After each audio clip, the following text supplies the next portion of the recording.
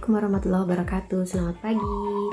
Kembali di Marwah Channel, dan alhamdulillah kali ini kita bisa diberi kesempatan yang luar biasa untuk bisa saling menyapa. Dan alhamdulillah saatnya Marwah akan berbagi tips ya. Apa sih kali ini apa yang mau dikasih ke teman-teman semuanya, tips-tips tentang apa sih?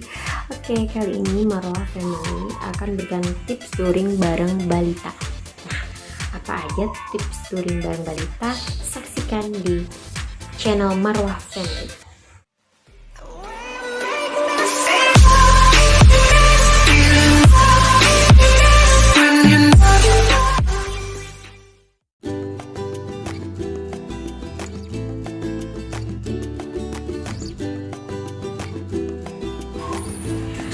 Tips yang pertama adalah persiapan bekal baju atau juga bekal diapers untuk bayi.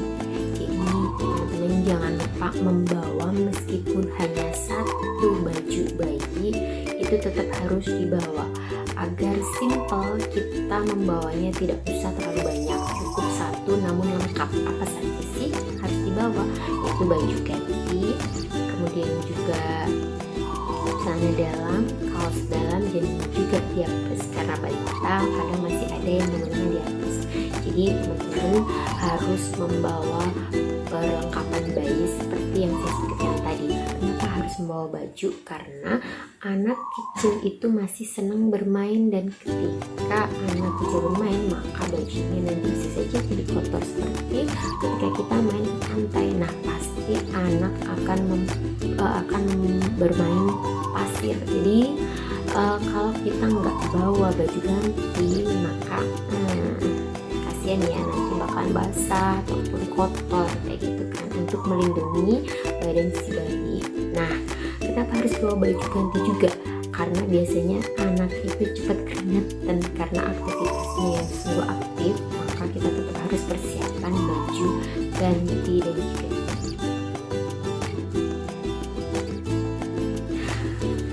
tips yang kedua adalah jangan lupa membawa alat sholat. Kenapa?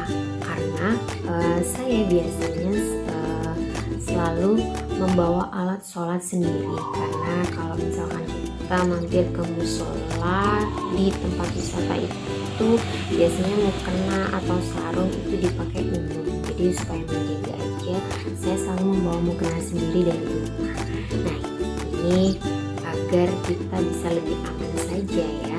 Bisa juga membawa sajadah kecil atau juga mukena yang lebih praktis. Biasanya ada mukena yang langsung ada sajadahnya gitu. Nah, teman bisa membawa alat ibadah sendiri dari rumah ya, supaya lebih aman. Nah, kemudian tips yang ketiga adalah membawa P3K. Ini adalah yang terpenting ya teman-teman semuanya. Kalau kita kemana-mana harus bawa P3K meskipun simple. Apa aja sih P3K-nya? Biasanya saya kalau misalkan bepergian bareng anak-anak itu selalu bawa Hansaplast atau plester. Jadi karena anak itu kadang kalau misalkan sakit biasanya ibu minta dikasih plester dong. Nah, dengan dikasih plester saja mereka udah seneng banget. Ini udah cukup membuat mereka bisa mengurangi rasa sakit. Karena apa? Karena sudah tercover dengan happy. Iya. Kemudian saya biasanya membawa minyak bubuk atau minyak herba sinergi. Dan juga karena memang ini ampuh banget ya, bisa untuk perut yang kembung, bisa juga untuk membalukan di seluruh tubuh anak supaya tidak terkena angin.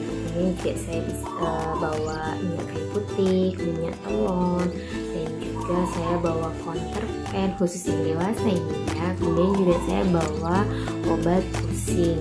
Jadi saya selalu kemana-mana sedia dengan obat pusing. Mungkin itu aja sih kalau ya, biasanya kalau saya saya traveling bareng anak dan suami, saya selalu sediakan itu.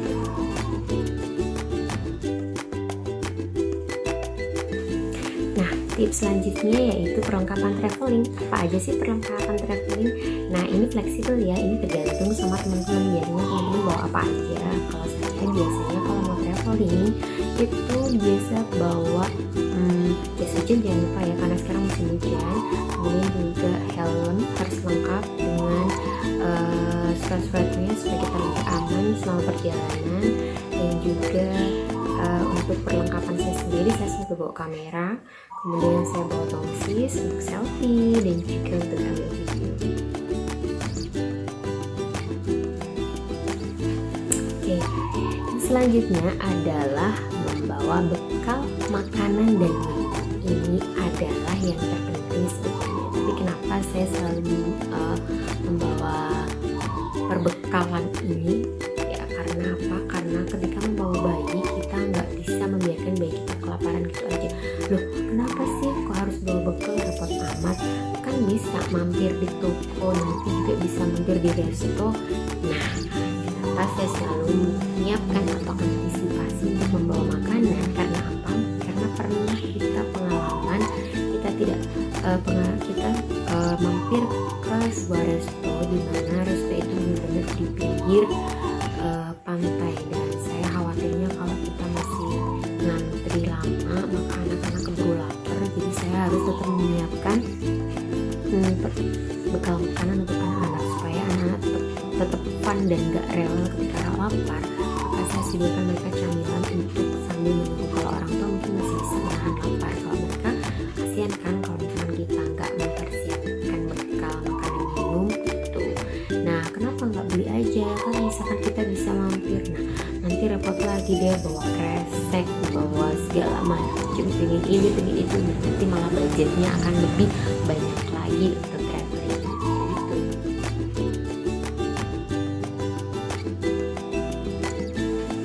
Oke, yang terakhir adalah tetap menjaga protokol kesehatan.